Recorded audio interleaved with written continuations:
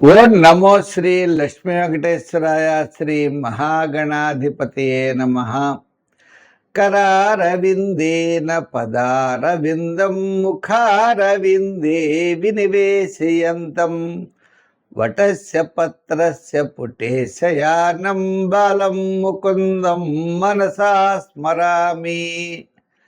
మనకి ఆగస్టు నెల కృష్ణాష్టమి అంటే మరి రాబోయే శ్రావణ మాసం కదండి. చేత ఆ కృష్ణుడు మమ్మల్ని రక్షించుగాక. ఈ ఆగస్టు నెలలో మన రాశులకి ఏ విధమైనటువంటి ఫలితాలు చెప్పబడ్డాయి? అనుకూలంగా ఉంటే వేగంగా పెడతాం, అనుకూలంగా లేకపోతే దానికి పరిహారం చేసుకుంటూ పాజిటివ్ వైబ్రేషన్స్ డెవలప్ చేసుకుంటూ మనం మరింత శక్తితో మరింత ప్రయత్నంతో ముందుకు పెడతాం, విజయం సాధిస్తాం. అంటే జ్యోతిష్యం ఎప్పుడు కూడా మనకి విజయం సాధించడానికి ఒక మార్గదర్శకగా ఉంటుంది. అంటే నువ్వు ఇలా పెడితే నీకు మంచి జరుగుతుంది, ఇలా వెళ్ళొద్దు అని నిషేధిస్తూ ఉంటుంది. మరి జ్యోతిష్యం అనే పదానికే కాంతి అనే అర్థం. లైటింగ్ మనల్ని నడిపిస్తుందా? మనమే నడవాలి.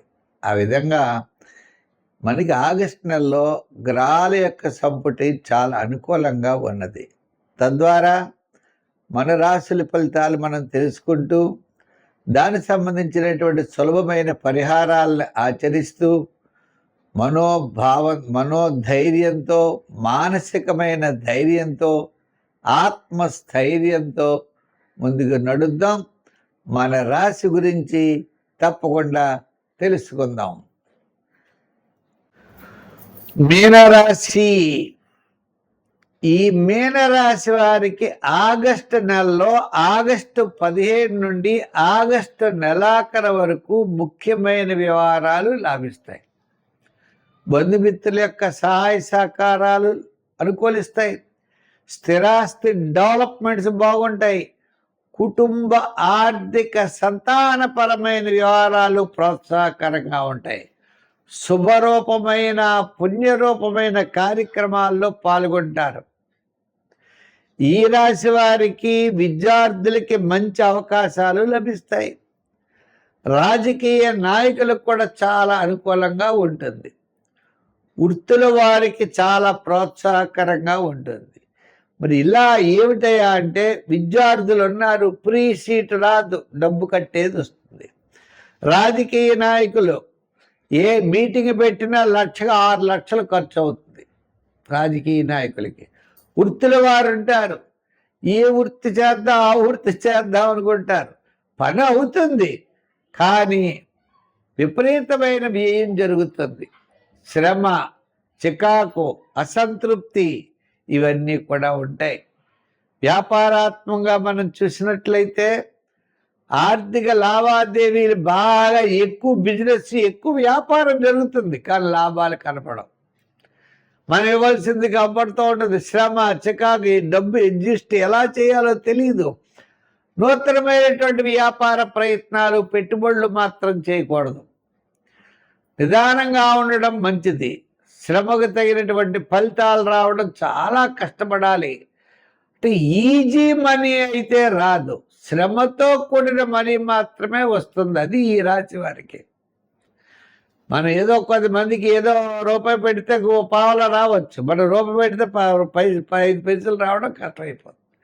ఇటువంటి పరిస్థితులు ఉంటే చాలా జాగ్రత్తలు తీసుకోవాల్సినటువంటి అవసరం ఈ రాశి వారికి ఉన్నది.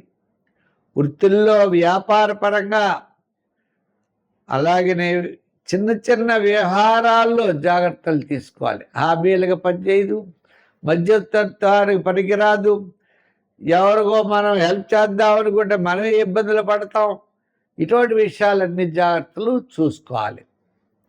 సంఖ్యల్లో ఎక్కువగా 3, 4 వాడాలి. ఆరాధనలో నవగ్రహ ఆరాధన చేయాలి. ఒకసారైనా శనికి జపం చేయించుకోండి. శనికి 9 వారాలను పెట్టుకుని తైలాభిషేకం చేయించండి. ఇలా శని భగవానుడు సంబంధమైన ఆరాధన ఎక్కువ చేయండి. రిస్క్ చేయకండి. ఆయనతో పాటు సమాంతరంగా ఆంజనేయ స్వామిని కూడా ఆరాధించండి, విశేషమైన ఫలితాలు ఉంటాయి. అంచేత శని భగవానుడు మంచి చేస్తాడు శ్రమ పెడుతూ.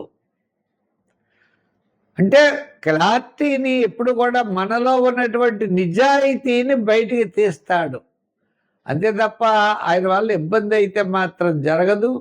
శ్రమ అయితే ఉంటుంది, మనకు అలవాటు లేదు కదా ఇదివరకు శ్రమ పడ్డం. శ్రమతో విజయం సాధిస్తామనేటువంటి విషయాన్ని గుర్తించవలసిందిగా కోరుకుంటూ, సర్వే జన సుఖినో భవంతు. స్వస్తి. పత్రస్య పుటేశయానం బాలం ముకుందం మనసా స్మరామి. మనకి ఆగస్టు నెల కృష్ణాష్టమి, అంటే మరి రాబోయే శ్రావణ మాసం కదండి. చేత ఆ కృష్ణుడు మమ్మల్ని రక్షించుగాక.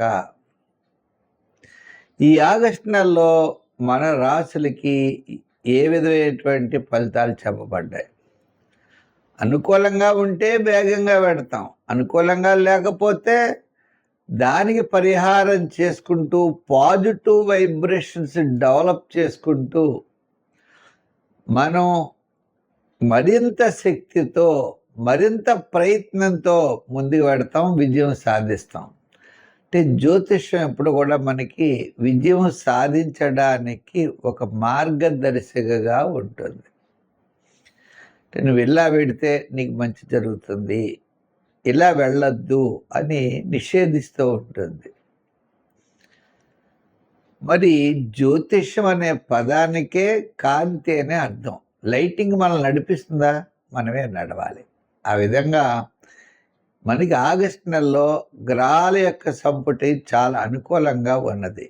తద్వారా మన రాశుల ఫలితాలు మనం తెలుసుకుంటూ దానికి సంబంధించినటువంటి సులభమైన పరిహారాలను ఆచరిస్తూ మనోధైర్యంతో, మానసికమైన ధైర్యంతో, ఆత్మస్థైర్యంతో ముందుకు నడుద్దాం. మన రాశి గురించి తప్పకుండా తెలుసుకుందాం.